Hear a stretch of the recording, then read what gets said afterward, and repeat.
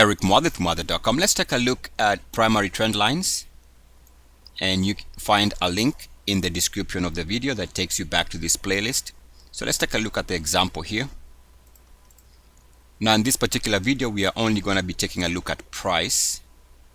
So not all trend lines are the same. That's why this method is what I call the primary trend line method, and what it does is you figure out the highest. Now this is a monthly chart, so we figure out the highest monthly closing high, and any trend line that connects to the current all-time monthly closing high becomes a primary trend line. In other words, if you break above this trend line in any form or shape, if the trend line is this way or that way, as long as you're breaking out above the trend line that connects to an all-time important high, that becomes a primary trend line, and they tend to give better results. So let's take a look at that. So again, take a look at the link, and there should be a link that will bring you back to the playlist. So there's a lot of example and explanation on this playlist, but let's save time here by going to this example. Let's take a look at some levels. So at some point it's hard to see, but this was the high in 98, and there's a trend line there. Well, let's call it even there. It's hard to see, it is squeezed in there, but there was an entry there. And we can find many other examples on this long-term monthly chart. Take a look at another example. There's a trend line breakout there. It's successful. And then let's just take this example here, which is clearer. That's a monthly closing high at the time. There's a trend line breakout. We can say there's one here, which was successful. There's another trend line breakout here, which is also successful. Let's take this example here.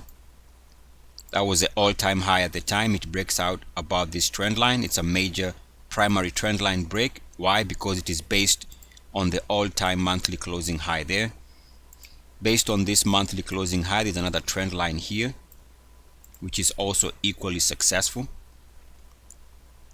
There's another trend line. We can draw this one here based on this closing high. That's a successful entry. And then this becomes your all-time monthly closing high, and there's a trend line breakout right here.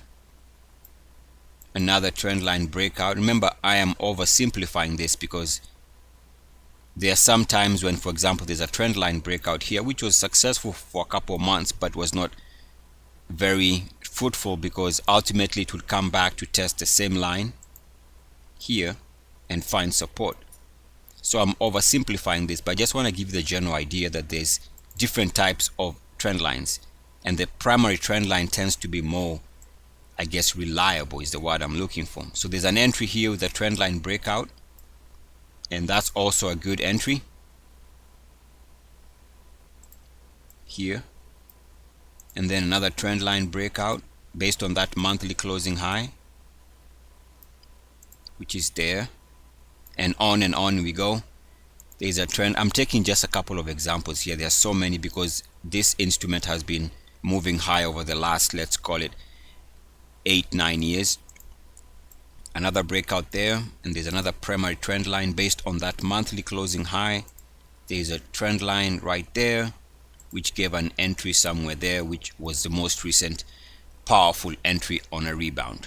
So that's how you use primary trend lines. Again, for more information on this, just go to the link that is in the description of the video, and it will bring you back to this playlist where I discuss this idea with lots of examples. Eric Muathe, Muathe.com. As always, good luck, peace, and blessings. I see.